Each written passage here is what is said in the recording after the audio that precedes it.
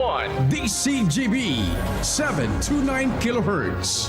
Enod sa Bareta, Enod sa Gabos. Member KBP, kapisanan ng mga broadcaster ng Pilipinas, oras mga tugang, alas 12 o 6. Ipinipresentar kan Radyo DCGB ang kabilugan kan mga baretang kinalap kan pinagsarong puwersa kan News Center asin Mega Force Patrol. DCGB Bareta alas 12. DCGB Bareta alas 12. Mga pinakahuring pangyayari sa Kabikolan, sa nasyon asin ibang parte kan kinaban. Ibabareta na ngunyan. DCGB Bareta alas 12. Ngunyan ang sa inyong tagapagbareta. Marhay na do mga tugang, Sabado po ngunyan, petsa 17 sa bulan kan Agosto 2024. Ini ang Bareta alas 12 asin kami ang sendong magiging tagapagbareta. Balot. Ako man po si Mardila, daing iba. And sa headlines, itang darakulang mga bareta ngunyan sa lado lokal, mutya ng Ibalong 2024, kinoronahan na Kasubanggi. Kandidato halis sa Naga City sa Kamara ni Sur, nakuha ang titulo. Tarabangan Caravan kan Ako Bicol Party List sa San Miguel Island sa Tabaco City kasuhapon naging matrayumpo. Pasi orden sa Kabikolan sa paraning eleksyon tututukan kan 19th Infantry Division kan Philippine Army. Mga malansar na kandidato pinatanida na daay magsuporta sa komunistang grupo. Inilansar na kasurug bike asin motorcycle patrol kan Police Regional Office 5. May positibong resulta sa pagbaba kan kriminalidad sa rehiyon. Sa lado nasyonal, Man Scarpio, Paulo Duterte asin Michael Yang inimbalto sa Shabu importation kan sarong dating intelligence officer kan Bureau of Customs. Testigong si Jimmy Guban para mientras na pigdetenir sa quarters ni Bucor Chief Kapatang sigun sa Quad Committee. Doctor's fee, mga nagtitios na pasyente sa private hospital, simbag naman kang PCSO. DOH nagpatanid sa posibleng dengue outbreak pag-abot kang beer months. Sa ibang nasyon, dakol na residente sa St. Flight sa Japan, kinansilar delan sa bagyong Ampil. Baretang Sports, two-time NBA champion Kevin Durant, pirmi ng pinag-iisipan ang pagretiro. Yan ang headlines sa detalles ka mga bareta enot sa lado lokal. Ang baretang ini hatod sa Indokan Liver Aid Silimarine Capsule. Liver Aid. It's liver or lover, boys. Naiuli ni Mary Joy Darilay kan Naga City sa Kamara ni Sur ang corona bilang mutya ng Ibalong 2024 asin ang 300,000 pesos na premyo sa ginibong Coronation Night kan mutya ng Ibalong 2024 sa Ibalong Centrum for Recreation sa Barangay Bitano, Legazpi City, Kasubanggi, Agosto 16, 2024. Nakuaman ni Alaysa Mildred Villariña kan Tabaco City ang titulo bilang mutya ng Ibalong Tourism 2024 asin 150,000 pesos na premyo. Si mutya number 19 Rani Lachni Dado kan Piudoran Albay ang nakakuha kan first runner-up asin 100,000 pesos. 75,000 pesos man ang nakuha ni Margasiat Briton kan Tabaco City bilang second runner-up asin 50,000 pesos man kay Shaina Rabakal Kambuy Kamara ni Sur bilang third runner-up. Naging matrayumpo ang ginibong Tarabangan Caravan kan Ako Bicol Party List sa San Miguel Island, Tabaco City kasuhapon Agosto 16, 2024. Ang pagdaranin mga serbisyo ang pinanginota ni House Appropriations Committee, Vice Chairman Raul Angelo Gil Bungalon, kung sain katuyuhan kaining madaraan mga programa asin serbisyo kan gobyerno sa hararayong lugar sa rehiyon lalo na sa mga isla. Para sa mga serbisyo, nakapaghuron man si Bungalon sa mga opisyal kan Barangay Rawis para maaraman man ang iba pang pangangaibo kan mga residentes digdi, kaibahan na ang water system project, marhay na serbisyo nin kuryente, asin road access. Hinagad naman ni Rawis Elementary School Head, Paul Brian Bron, na magkaigwanin covered court ang saindang eskwelahan, repair kan mga naraot na classroom asin mga bagong classroom, sa pagsasabing dakulang katabangan ini sa saindang mga estudyante para maging kumbinyente ang saindang pag-aadal. Mientras tanto, papahiguton pa kan 19th Infantry Spear Division kan Philippine Army an pagmantenir kan orden sa Kabikolan lalo na tarani na unfiling kan Certificate of Candidacy sa Oktubre para sa eleksyon 2025. And then siniguro ni Major General Noe Alberto Q. Piñafiel, Commander ka 19th Infantry Spear Division, Philippine Army kung saan sayang sinabi na saro na sanaan at tatada halis sa 8 guerrilla front sa riyon anday paninda na rumpag alagad padagos ang sa indang monitoring digdi. Sigong kay Piñafiel, kay banan sa mga piga-antisiparan ninda ang posibleng pagtangro kan mga rebelding grupo sa mga politiko ng permit to campaign, permit to win, pagkakaigo ng extortion asin ang paghagad ng revolutionary taxes. Inabisuan ni Piñafiel ang mga malansar na kandidato na day magsuporta sa mga komunistang grupo dahil sa malinaw ining pagbayular sa Section 12 kan Anti-Terrorism Act of 2020. Positibo ang naging resulta kan inilansar na kasurog bike asin motorcycle patrol kan Police Regional Office 5 sa pagpababa kan kaso nin krimen sa Bicol. Ini matapos na ilansar ang programa ni PRO5 Regional Director Police Brigadier General Andre Dizon sa manlain-lain na probinsya bilang parte kan pagpapakusog kan police visibility sa mga matatawong lugar. Sa datos na ipighiras kan komandansya, puon kan Disyembre 11, 2023 sagkod Hulyo 15, 2024, nagbaba sa 11,682 ang nairehistrong krimen sa rehiyon kumpara sa 11,813 kan nakalihis na taon parehong peryodo. Hali sa nasabing numero, 9,511 kaini ang naresolberan kan mga autoridad. Siniguro kan PNP Bicol na magpapadagos ang siring na aktibidad para mas lalo pang mapababa ang numerong nairehistrong kriminalidad sa 6 na probinsya sa rehiyon. Sa iba pang baretang lokal, nakatalaan ng gibon sa Agosto 29, 2024 ang soft opening Kampantaw Port sa Libon, Albay. Ini ang kinumpirmar sa DCGB News ni Albay Provincial Engineer Dante Baclao kung saan ang mga gamit pang opisina na idarana sa lugar para pa sa pagpuon kan operasyon kaini sa masunod na simana. Sigong kay Baclao, matapos ang nalawig na proseso, nakapagkumpli na kamakaipuan na dokumento sa sinkumpleto naman ang pasilidades digdi. Tinawan nito ni Onrubia o ni Baclao na ang operasyon kamantalan sa Tercer Distrito kan Albay, dakulang katabangan para sa makaskas na pagbiyahe kan publiko asin ang makakabenepisyo man residentes kan Banuan kan Libon asin sa bilog na probinsya kan Albay. Anom na mga commodity group ang naging rason kan paglangkaw kan inflation rate sa probinsya kan Albay. Ini ang ipinahayag ni Philippine Statistics Authority Albay Supervising Statistical Specialist Cross Doreli kung saan kaibahan sa mga nasabing commodity group na nahilinganin paghiro sa presyo iyo ang nasa housing, water, electricity, gas, other fuels na igwanin 2.4 share, and furnishing and household equipment na igwanin 2.8% share, as in ang health na may 2.0 share. Sigon kay Lee, nakapag-ambag padigdian sa lado kan transport na igwanin 3.4%, recreation, sports and culture na may 2.6%, as in education services na igwang 5.5% share. Tinawang doon ni Lee na ang mga commodity group na ini ang mayor na rason kung nata suminakat sa 4.4 inflation ang nairehistro sa Albay kan bulan kan Hulyo hale sa 4.1% inflation kan Hunyo 2024. Mientras tanto, 81 mga green sea turtle hot slings ang binuwian sa kadagatan kan Barangay Lupi sa Prieto Diaz, Sorsogon, kanakaaging aldaw. Sigon sa Department of Environment and Natural Resources Bicol o DNR Bicol, nakaresibi na ng report hali sa sarong residentes kan lugar ang sa ng Provincial Environment and Natural Resources Office o PENRO sa Sorsogon kung kaya tulos na nagpadara ni mga personay sa lugar.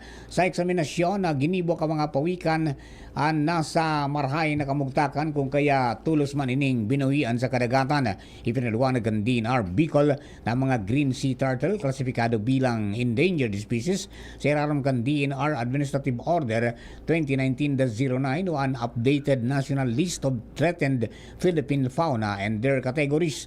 Siring man ang gabos na wildlife sa Pilipinas protektado sa iraram kan Republic Act No. 91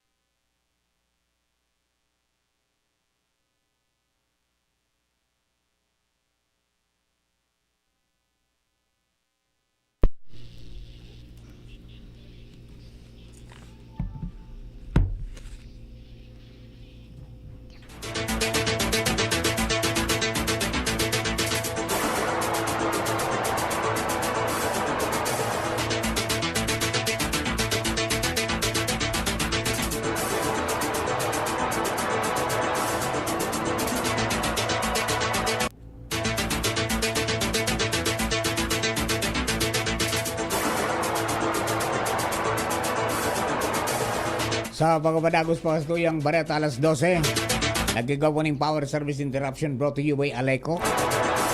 Padagos po sa Bareta ang salado lokal. Ulitunta, 81 mga green sea turtle hot slings ang binawian sa kadagatang kang barangay Lupi sa Preto Diaz, Sorsogon. Kanakalistal daw sigon sa Department of Environment and Natural Resources o DNR Bicol. Nagaresibinan ng report alis sa sarong residentes kan lugar asendang Provincial Environment and Natural Resources Office o PENRO sa Sorsogon kung kaya tulos man na nagpadra ng mga personay sa lugar.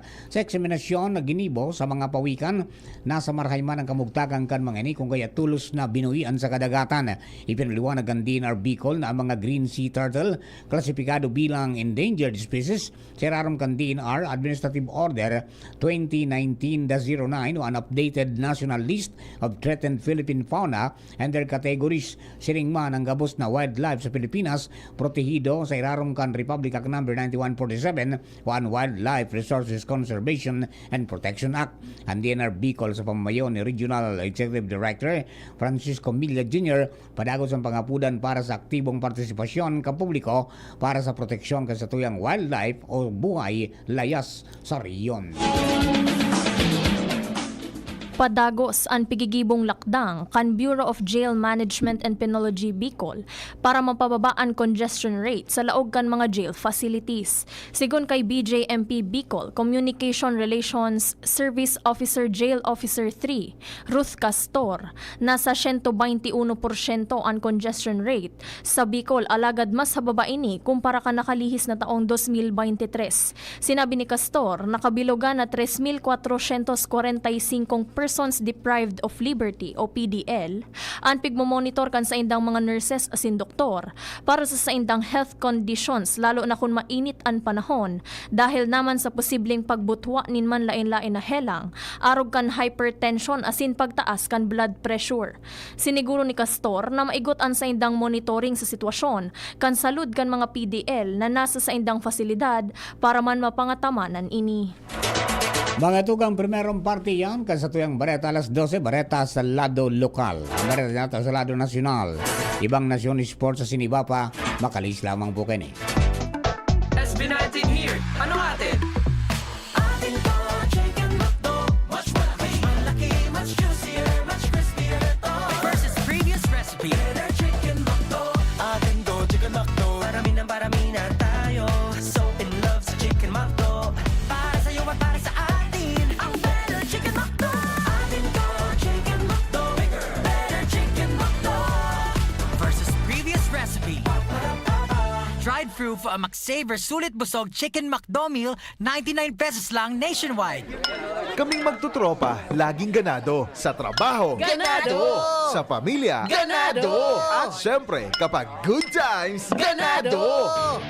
Ang mga selebrasyon kasama ang tropa, walang katulad basta may moderation, healthy lifestyle at Liverade. Ang Liverade ay may silimarin na maaring makatulong sa kalusugan ng atay. Araw-araw kaming umiinom ng Liverade dahil kami ay Ganado sa kalusugan! Liverade, It's Liver Lover, boys! Mahalagang paalala, ang Liverade ay hindi gamot at hindi dapat gamiting paggamot sa anumang uri ng sakit. Tulong proteksyon at pampalakas sa kalusugan ng atay. Liverade Silimarin Capsule. Mabibili sa mga leading drugstores nationwide. Oh, padi, nata ka nag-iidali. Uni baga pa di, nakagat ki ayam si Nunoy. Maduman kami sa Ravax Animal Bite Treatment Center.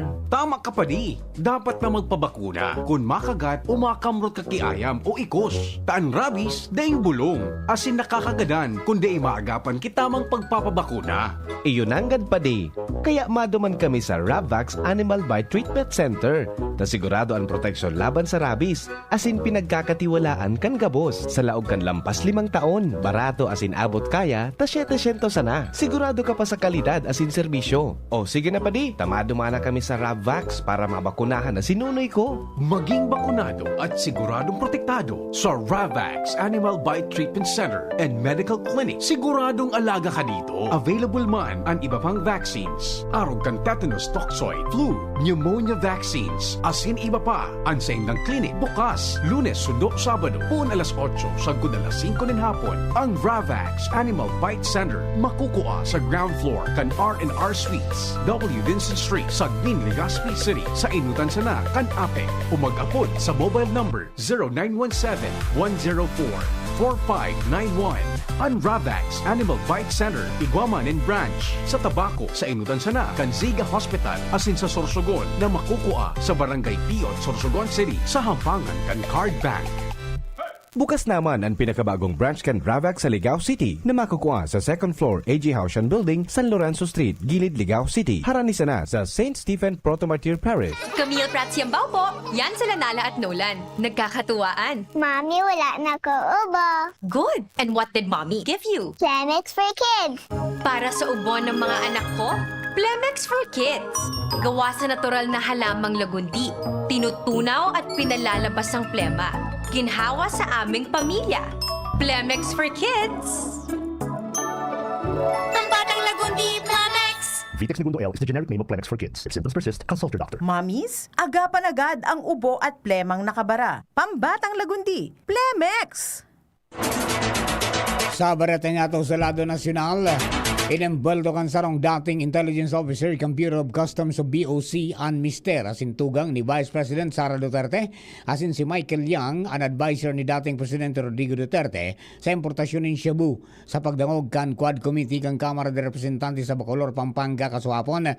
Inembelto ni Jimmy Guban, dating intelligence officer kan BOC, sina Carpio, Representative Paulo asin Yang sa nakumpiskar na magnetic lifter kung saan itinago ang shabu na nagkakantidad ng 11 billion pesos kan 2018. Binasa ni Guban ang sairong apidabit sa pagdangog kan komite kung saan sinabi kay ni na ipinamidbid siya kan sarong negosyante kan Davao City Councilor Nilo Small Abilera Jr. kan 2017 na nagpamidbid man bilang business partner and trusted man ni Congressman Duterte.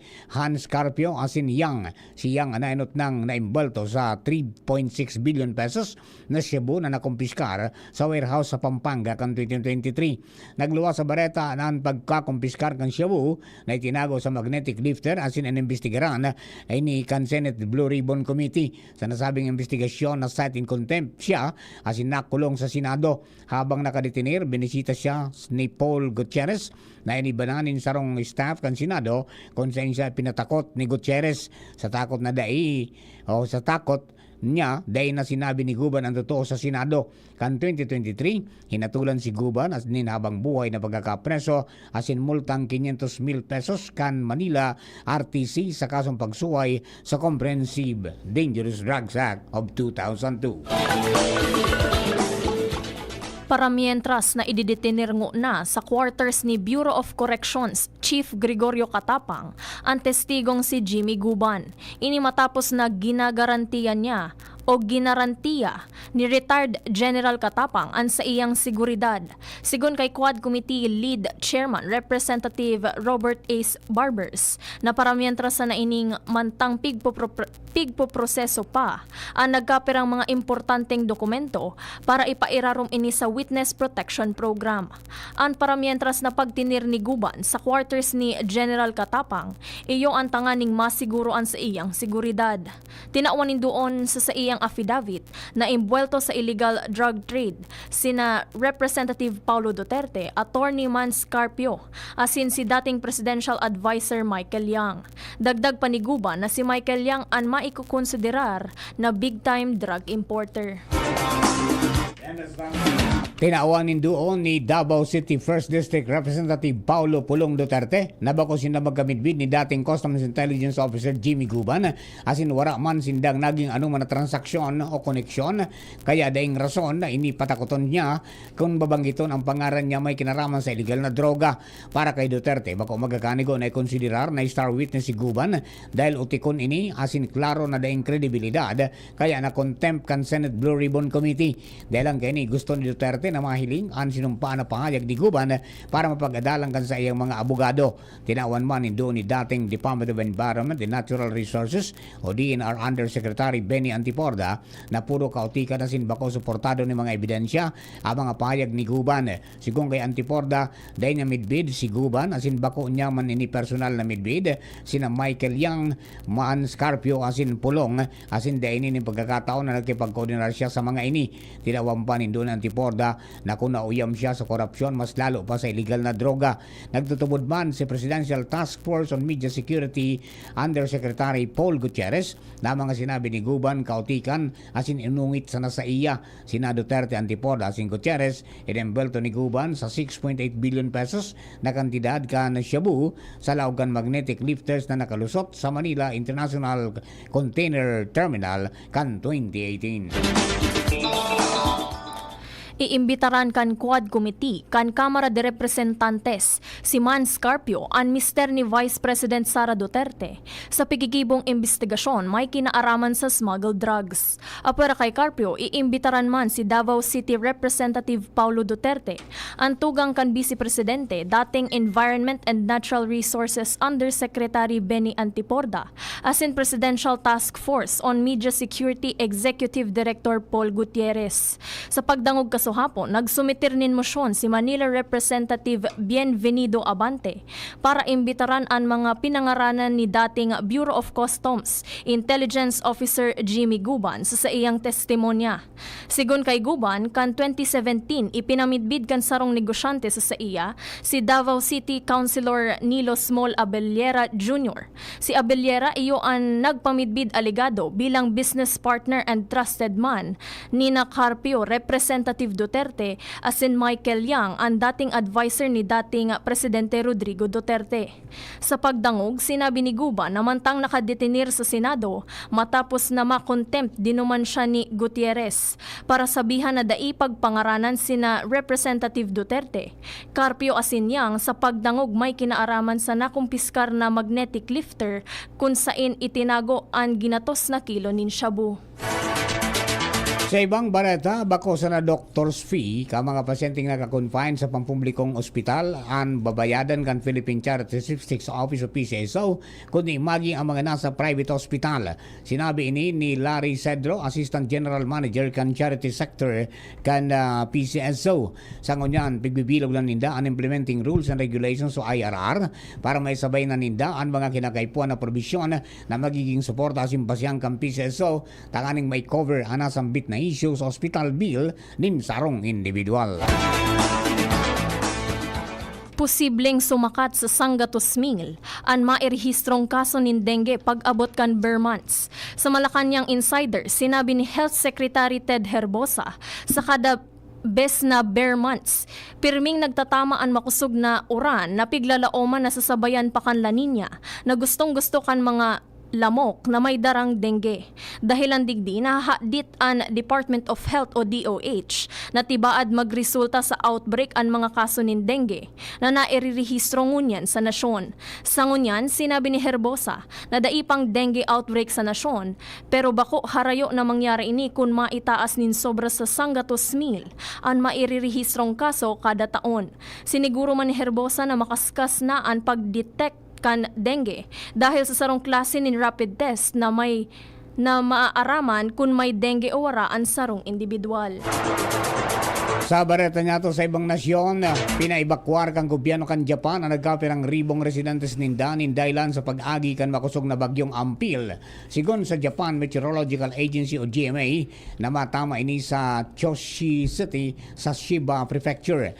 Mapiktaran man ang eastern region kan Kanto sa Tokyo, may dara ining kusog nin paros na 45 meters per seconds asin biglang pagkusog nin 216 kilometers per hour.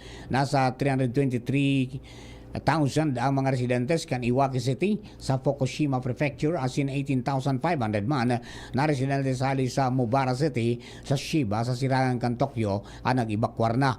Nawaran man in supply ng kuryente sa mga karungan sa Kanto dahilan man sa bagyo dakol na mga flights asin biyahe nin tren ang kinansilar. Pinatanidan man kan mga otoridad ang publiko na magdistansya sa mga kadagatan dahil sa haralangkaw na hukol asin kusog kan uran na darakan bagyo. Baretang sports, maski mantinidong nasa pinakamatibay na player sa presente, dai maiwasan ni two-time NBA champion Kevin Durant na pag-isipan ang pagretiro.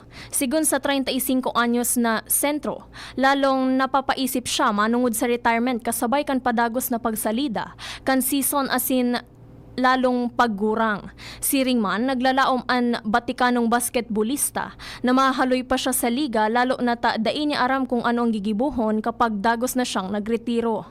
Namumundo man si Durant na maabot an aldaw na maretiro siya sa pagkawat nin basketball. Mantang poon kan siya 8 anyos pa sana digdi na nagtaririk an sa iyang buhay. Si Durant iyo ang number 2 overall pick kan 2007 NBA draft na magpili nin dating team na Seattle Supersonics. Saro siya sa pinakagurang na player na sa presenteng nagakawat sa liga kung sain poon sa nasabing draft year. Apat na sindang nawawalat kaibahan si Al Horford, Mike Conley, asin Jeff Green. Sa irarom kan sa iyang pagkawat sa NBA, pugol niya ang 2 championship, 14 na All-Star appearance, 2 Finals MVP, asin sarong regular season MVP. Sa ngunya, nagakawat siya sa Phoenix Suns, kaibahan ang saro sa pinaka-epesyenteng scorer na si Devin Booker. Sa barata nato sa Siyensas and Teknolohiya, ULA Hydration Reminder na pod ka mga eksperto sa Siyensas and Teknolohiya sa sarong imbensyon para sa mga tawong pirming nakakalingaw na mag-inom ng tubig. Sa pagi kang proximity sensor kini, oras na magrani ang tagsadiri, may tendency na mag-blink ang ula, tanganing parumdumon ang persona na kampang digdi na mag-inom ng tubig. May kakayahan ining maisiyan kung ang tagsadiri nag-inom na ng tubig. Pwede man na ikabit sa mga water bottle, baso asin iba pang water container. Ang ULA hydration pwedeng mabakal sa kantidad na $84. Storyang naiiba.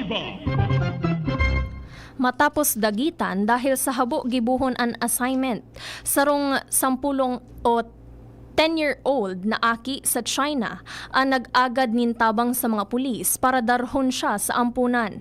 Sigon sa mga otoridad, solong nagpasiring sa istasyon kan pulis ang aking lalaki. Inistorya kan aki na siya ang dinagitan kan ina dahil dai niya tinapos ang sa iyang assignment. Dahil kaini, nagdesisyon siyang maglayas asin mag-istar sa orphanage. Alaga dai aram kan aki kung paano siya maduman sa ampunan kung kaya naghagad siya nintabang sa mga pulis. Matapos pakalmahon an aki, nakumbinsir ini na itao ang contact number kan magurang asin nakigkig kan maaraman na nasa istasyon kan pulis ang sa indang aki. Sinundo sa police station an aki kan sa iyang ama asin nagtugot ini na mag-iba pa uli sa harong matapos kumbinsiron kan mga pulis. Agosto 17 kan taon 1898 o 1898 kan kinalot ang bangkay ni Dr. Jose Rizal hali sa Paco Cemetery para daron sa saindang harong sa Estrada Street sa Binondo, Manila. Sigon sa istorya nakalis na gadanon si Rizal kan Disyembre 30, 1896 sa Bagong Bayan, sikreto ning inilubong sa Paco Cemetery na wala nin pigbugtak na palatandaan o sinyal na nakalubong iniduman. Sa presente, ang natatadang parte kan lawas na Rizal nakasaray asin ang sa iyang istorya o kaya estatwa na hiling man sa Rizal Bar. Sa sitwasyon kang bulkan mayon sa kunyan, nakapag-registro rin sarong volcanic earthquake kasi sarong rockfall event ang bulkan mayon sa probinsya kan Albay sa nakalis na 24 oras. Ini ang datos na ipigiras kang Feebox basado man sa saindang monitoring kung saan may maluyang banaag o crater ang ngimot kini o crater glow sa ngimot kini. Umibot man sa 532 tons ang pigbugang sulfur dioxide kada aldaw. Nasa 500 metros ang langkaw kan aso. Asin igwamanin na notaran na paghubag kan bulkan o ground deformation. Pigbawal pamanggirari kan Feebox ang paglaog sa mga lugar na sakop kan 6 km permanent danger zone asin ang pagpapalayog nin anuman na klase nin minera o kaya aircraft harani sa ngimot kan bulkan. Mga tugang yan na po ang kabilugan kasatuyang alas 12 mga bareta tinipon na si Kinalap sa DCGB News Base sa nakalis na 6 oras. At pangarang kanakatuwang nato sa pagsurat ka mga bareta Angel Mustaza. Laro technical kasabay nato si Kuya Nems Flora, DCGB Social Media Department. Diyan po dyan si Jerome Nico Martinez. Parang po kambilo na tropa ka Mega Force Patrol. Hello kay Mark J. Sanchez dyan sa ASJ Farm sa Libon, San Agustin, Libon. Masira mo ng mga pakwan dyan. Bagong-bago, preskong-presko. Magdurumang ka mo. Piling mas Gerald Aranya, God bless po all over the world, sabi ni Gerald. Din sa kapos mga tagabantabay, kami po ang sino mga naging tagapagbareta. Ako po si Jasmine Baloloy. Ako man po si Mardela Deng Iba. Thank you for keeping us company. God bless the Philippines. Happy Ibalong. Umiwas na po sa Rizal Street. Tanganin pong day kita maabala. Thank you po. Bye-bye. Sa indong